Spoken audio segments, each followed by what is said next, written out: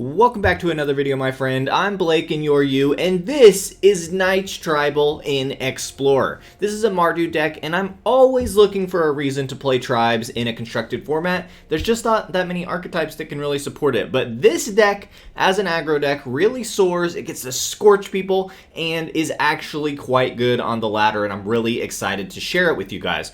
So let's just start at the 1-drop slot. We have two options that we're running a full playset of. We have the Knight of the Ebon Legion. This is the 1/2 that you can pump up and make into a 4/5, and if you deal 4 damage as a whole, it starts getting counters. This can run away super quickly. We also have 4 copies of Fervent Champion. This is the first strike haste 1/1, and when it attacks, another knight gets +1/+0. They pair really nicely with 2 of these together. We have a ton of other knights in the deck, and it just is an amazing card. Then at the 2-drop slot, we have a lot of interesting options. First, we have 2 Blacklance Paragon. This is actually operating more like a removal spell. This is a 3/1 flash knight that when it enters, another target knight gets Death Touch and Lifelink until end of turn. It can also give itself Death Touch, so it can literally just be a flash kill spell if they're attacking into you. Quite good. We have 4 Corpse Knights just to do a little extra pinging damage, but whenever another creature enters the battlefield under our control, each opponent loses 1 life, and it's a 2/2 for 2. We have 2 Wintermoor Commanders. This is a 2-star Death Touch, and Wintermoor's Commander's toughness is equal to the number of knights you control. So always going to be 1, counting himself, and then whenever Wintermoor Commander attacks, another target knight you control gets indestructible until end of turn. Quite good. 4 Stormfist Crusader to help fill up our hand since we're trying to outspeed our opponent. This is a 2/2 Menace Knight. At the beginning of your upkeep, each player draws a card and loses 1 life. Slightly risky given our opponents more cards in hand, but it really is fine because we're just trying to play so fast. Then at the 3-drop slot, probably the best card in the deck is the Sunrise Cavalier. This is a 3/3 trample haste coming down on turn 3. If it's neither day or night, it becomes day when it enters the battlefield, and then whenever day becomes night or vice versa, you put a +1/+1 counter on target creature you control. Puts a lot of pressure on your opponents not to take a turn off. Works really well against the control matchup. Coming down as a 3/3 trample haste is just really good. We're running 4 Murderous Rider. This is mostly for the kill spell, and then it can drop down as a knight in the late game. Works totally fine, hits creatures and planeswalkers alike, is pretty good in the deck. Then we have 2 Belle of the Brawl. Whenever it attacks, other knights get +1/+0 until end of turn, and it itself has Menace. Then we're running 2 copies of Crippling Fear. If we go up against an aggro matchup, this can just obliterate the game if we both got 4 or 5 little creatures on the field. You choose a creature type, and creatures that are not of the chosen type get -3/-3 until end of turn. Sometimes this card just wins you the game pretty much by itself whenever the matchup is you're playing a bunch of small creatures and they're playing a bunch of small creatures. 2 Embercleaves, it's just too good not to. You get to slap this guy down and wreck people, closing out the game. We also get to play, very fun land I want to point out here, is the Tournament Grounds. It is an uncommon land if you're trying to build this deck. It can help you out with the budget friendliness. It really doesn't provide too many problems because most of your cards are knights, and the few that are not, it can still tap for colorless. So we're running that along just a suite of other spells, lands that I had, just rocking 24 lands, keeping it classic, but I think just whatever you have around can work. So that is the deck. Let's get into it and see what this deck can do. Okay, jumping into our first game here, we see all of our colors. We've got that Fervent Champion turn 1. A little risky not having a 2-drop here, but I think we're going to risk it just because we do see all of our colors. I think is going to feel quite nice. So we'll go ahead and pay 2 life. We'll get our champion in for 1, and then we'll see what our opponent, Wex Anduin, has. I don't think I've played Wex before. Looks like going up against the aggro mirror. Not exactly a mirror, but up against another aggro deck. We'll go ahead and just put this in now because I want that lifelink just for free. That free extra life might come in handy later. And let's see what our opponent has for us here. Soulscar Mage coming down with a counter is a little bit obnoxious, but that is alright. I think we can handle it. D2 Lava Runner is fine. I need this one to come in untapped so that we can play our Cavalier here. And then we're swinging in with our Cavalier and our Paragon, trying to put that pressure on, seeing if he wants to make any trades. He does not. I think, especially with Embercleave next turn, we can potentially win this race, but especially if we draw our Crippling Fear, we will just murder our entire opponent's board here. Okay, so we are racing.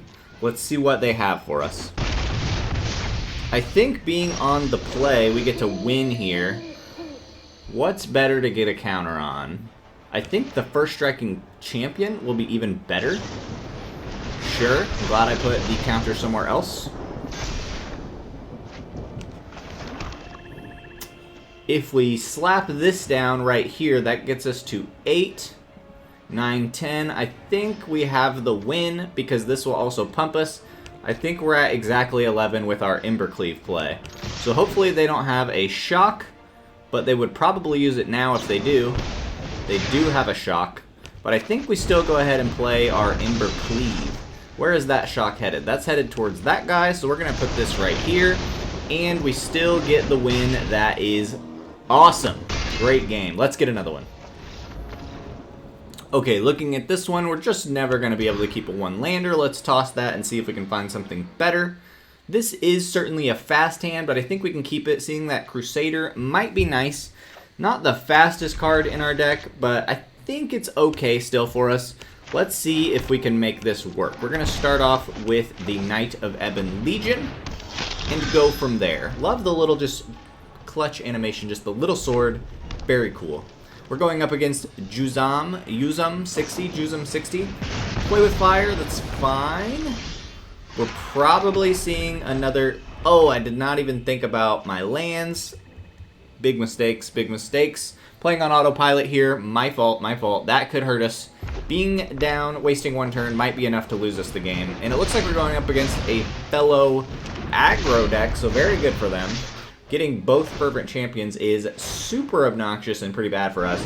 But let's see if we can hold off the tide.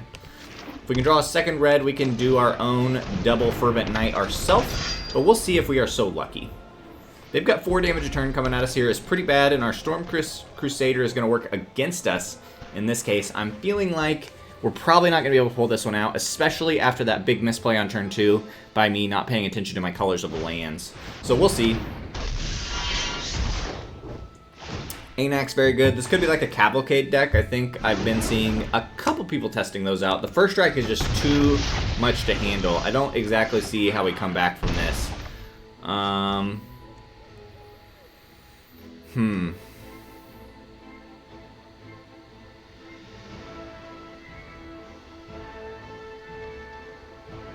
Yep, I don't see how we win. I think we just give this one to him and jump into another game. Okay, jumping into a game, we had a little bit of a connection issue there, so we're on a short timer, but I think this hand looks just fine. We'll start with those training grounds, get in our Fervent Champion for some damage, and then we'll play the Stormfist Crusader turn 2 and get the ball really rolling. Sea of Llanowar Elves, totally fine for us. We will hopefully just be able to barrel through them before they get all their big ramp plays set up, but let's see if we can actually make that a reality or not. Next turn, we will have Murderous Rider, the Swift Inside, turned on because we have black, colorless. Now, if you are playing the tournament grounds, the night or the instant side cannot be played with the colored mana from the tournament grounds. So that is just something to keep in mind. Gallag Readers will be making a bunch of treasures. I think we just start with some attacks and see what they want to do. If they want to double block, I'd probably be willing to Swift End one of them to keep my Crusader.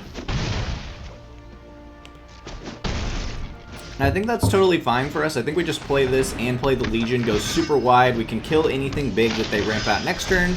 I think we're in a pretty good place here. I think we're in a really decent place. And that's actually kind of fine. Swift End gets to hit this. He will get to put a bunch of counters on this Greeter, which is annoying. But also, potentially, we just kill the Greeter and swing in for more damage. Ooh, that's also a consideration. If we just hit the Greeter and swing face, we get 2, 4, 6, 7, 8. With this putting more pressure on, I think we just do that. I think we just hit this, and then we can do the literal exact same play next turn as well. And so I think this is the move. And then Stormfist Crusader himself puts a lot of pressure on. This is going to get a counter. What do we want to make indestructible? Stormfist Crusader, sure. I think we probably got this one. Let's see what they have, though. You never know. Mono green probably not going to be able to board wipe us. So let's see what they can do here. Questing Beast is good. But even if he holds it up as a blocker, we still get to just Murderous Rider it next turn. So I think we're still feeling pretty good. Now that's smart. That is a smart play. I still think our same play is really good. We just we just swift in this bad boy, and then we get to do whatever we need. Let's just start with that. Swift into here, see our mana situation.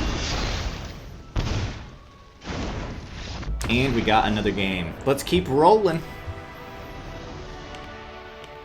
Okay, getting another game here. We don't see one of those 1-drops, which is unfortunate, but seeing all of our colors feels really good, so I think we just start here and see how this game goes for us.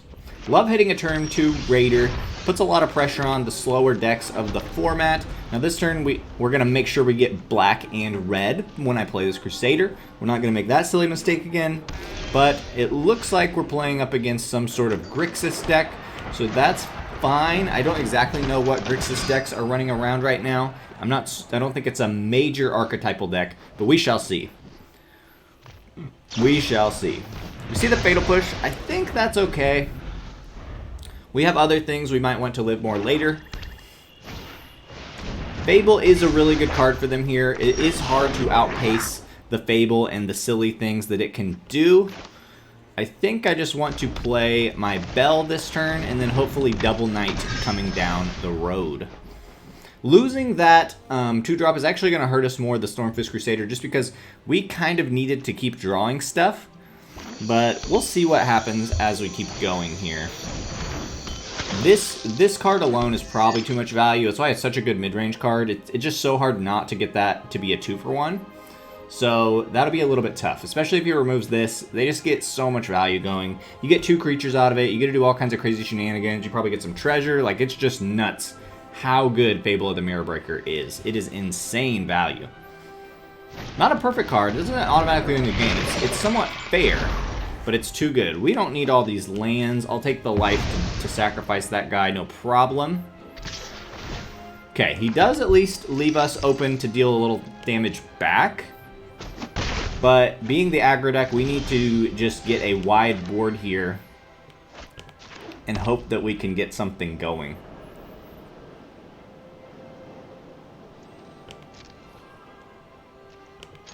Let's attack first.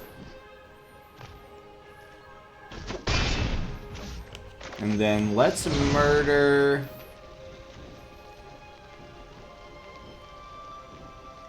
You know what? Instead of murder, I think we can set up a fair trade here and not let that attack in for free.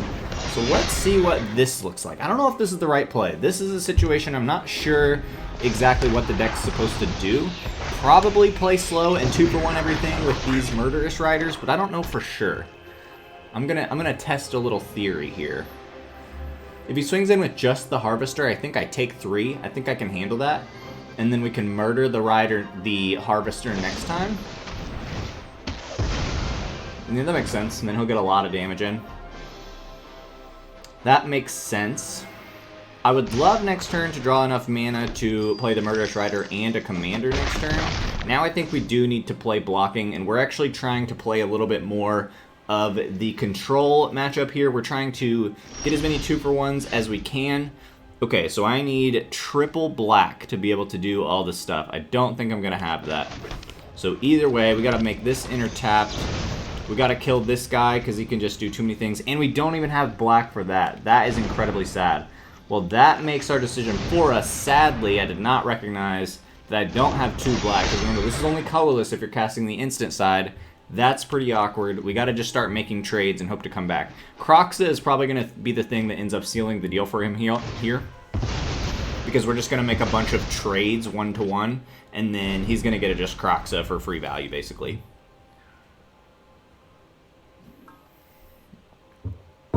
Awkward spot for the deck. I don't really think we can get out of this one. But we'll do our best. Man, that is a smart, sweet play. Very nice, very nice. I think I got to give it to him. They got too much value on board. We're just not going to be able to come back from that. Let's try again. Okay, getting into another game here. We do see all of our colors. The tournament grounds can be awkward sometimes, but since we have a slew of knights in hand and we have turn 1, turn 2, turn 3, I think we keep this totally fine to go with this hand here against RB3K. Good luck to you, RB. Let's see what we can do. Turn 1, tournament grounds into knight. I think feels pretty decent. Next turn, if they play the blocker, we could throw out the Paragon, or we could just slap down a Crusader. Either way is pretty good, I think. But we shall see what they do. Fatal Push is extremely good against this deck, but I think we're still totally fine. It's just a little 1-for-1, just takes away some of our pace. Getting turn 3 Cavalier feels so good, guys. I'm so excited to show you how good it feels. Being the aggro deck, we of course would rather be on the play. But even on the draw here, I think we could be okay. Kroxa, not a huge miss for us. We're just going to get to start slapping down damage. I think we're trading quite nicely at the moment. Let's get down this Cavalier. Next turn, we can double spell with these two guys, get lifelink. I think we're going to be feeling pretty darn good. That's unfortunate. It's certainly unfortunate. I am a little surprised. I feel like I do not see the Murderous Rider very often that other decks play. I think it's just a little too slow as a kill spell. What is this, Liliana? +1, each player discards a card. So this is maybe like a discard themed deck. Target creature gets -X until end of turn, where X is the number of cards in your graveyard. So that is enough to kill, but we'll see what they want to do here. I have the right to choose my own fate. Yeah, that's fine. We'll show our Paragon. Get to kill the Liliana this turn, so that feels pretty good.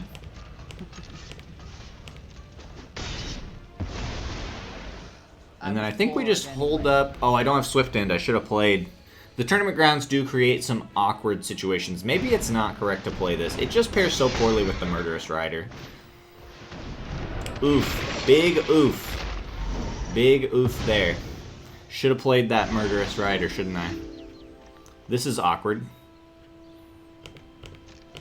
Crippling Fear doesn't help us at all now. See, the mid-rangey decks are getting us.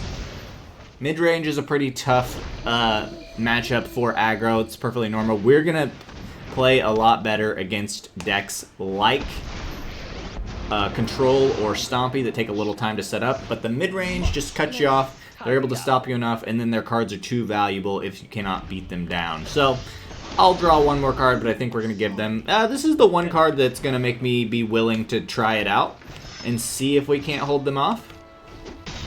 Cavalier is extremely powerful. They will be able to just Kroxa next turn, so like this is what I mean about those mid-range cards, that they can just come down and provide basically a 2-for-1, 2-for-1, 2-for-1, and all of a sudden they've got cards and you don't. And that's just, unless we draw a kill spell here, we're probably going to take the L. So we'll go ahead and play it out because I feel like it's a little bit close, but probably not going to be able to get this one. They're going to do so much damage here.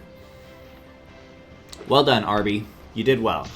You did well. If we draw a kill spell, there's still a small chance that we could do this. Oh, and that just gets them the game if we don't block. So we have to give them our Corpse Knight, unfortunately. I think they probably got us. I will wait and see if we draw a kill spell, but if not, they've just got us. Yeah, we'll take a +1/+1 counter. Okay, Knight can get Death Touch. I'm willing to keep playing. I really like playing games out when I can. So we'll see what he has for us. Next, I'll attack. Put our counter on this bad boy. We're going to keep it nighttime. No, we're going to keep it nighttime. We can give him Death Touch next turn to stop this Kroxa. And we got a small chance. Castle Lochthwain on the other end. Pretty great card. You go ahead. We'll take our 3 damage. Very good. Very good. Oh, yeah, and then that's the game because we can't discard. Good game. Good job, RB3K. Well done. Let's try to see another win with the deck. Okay, looking at a game here, I just don't think this is a keepable hand with doubling Crippling Fear and nothing early to play.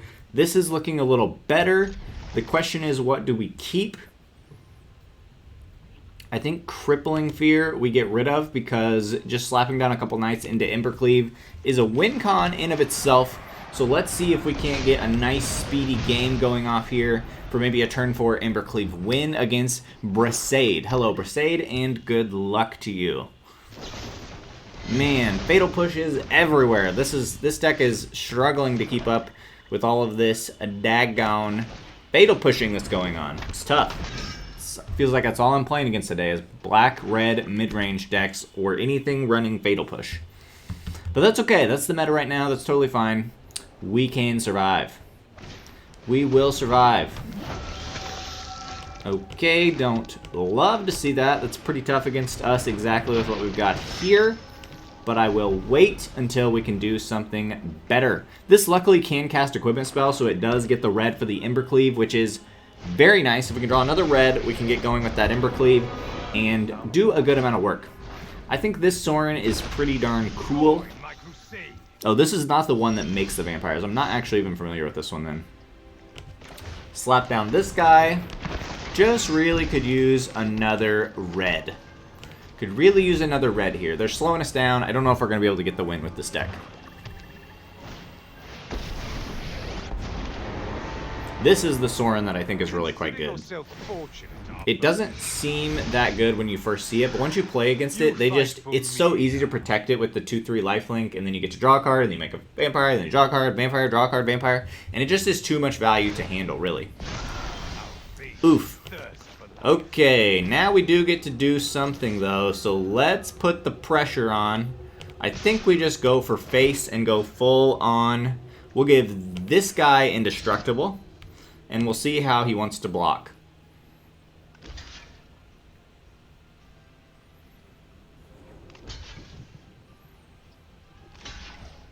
I want to keep my Wintermoor Commander.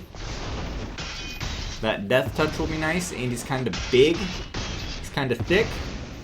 So I don't think we did enough there. Probably should have hit the Sorin, I'm guessing, because we're still at 18 without the life gain. But just too slow, probably. I think we got to give it to him. We're just ran out of cards. Okay, trying to pick up another win. We're on a bit of a losing streak here. Is this keepable? Going first, we have black-white to play this. We can play our Ebon Legion. If we can just draw a land, I think we're actually in a pretty sweet spot here. But we do need to get a little bit lucky and draw land on one of these next 2 draws.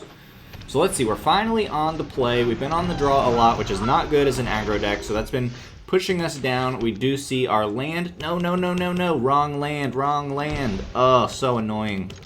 I'm so mad at myself for that. Misplays all day by me. That's fine. We'll get the Paragon in next turn, I guess. Whatever. Not ideal, but we'll survive. We will survive. Shakedown heavy, so this is just absolutely terrible for us to see. Good game. Good game. I think we're just going to act like we're just giving him the game. Hopefully he'll be silly enough to block. Thank you. We will take this trade because it's the only thing available to us. This is probably Golgari Fight Rigging, which is a very good deck right now. It's just actually a very cool deck. You get to play Shakedown Heavies and Rotting Regisaurs, and then also Elder Gargaroths. It's way cool. It is a way cool deck. Okay, now we get to start doing some fun things. We'll see if he's interested in this trade here with the Llanowar Elf for the Paragon. That's smart. He should be ready for that. And then hopefully he'll just spend a turn playing some Dorks, and we get to do this. That's unfortunate. We can't quite handle that. We just need this to get some counters. If we can get these to get some counters. Now, if he plays Fight Rigging this turn, we probably lose. Okay, Hinge, also a great card. Very good card for him right here. Another heavy. Very good for you, sir. Yeah, that's amazing. This deck is really cool. I want to play it. I just don't have the cards yet. No, we'll take 6. You go ahead. Man, this is just a little bit out of range for us, isn't it?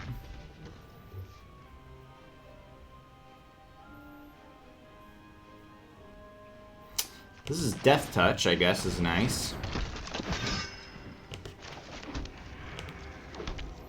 Yeah, we'll just wait and see what happens. I think we just get blown out by these Shakedown Heavies. They're so good. Such a good card, guys. Wow. It's amazing. I gotta give me some of these. Good game. Well, I think that's all for this one. It's going to be a short video today. I do think the deck has some potential, but right now the meta is just way too mid-range and it can't really outpace the decks. So probably not the deck to play on the ladder right now, but if control takes over, this might be a viable aggro option. So thank you for joining me today. Have a good one, my friend.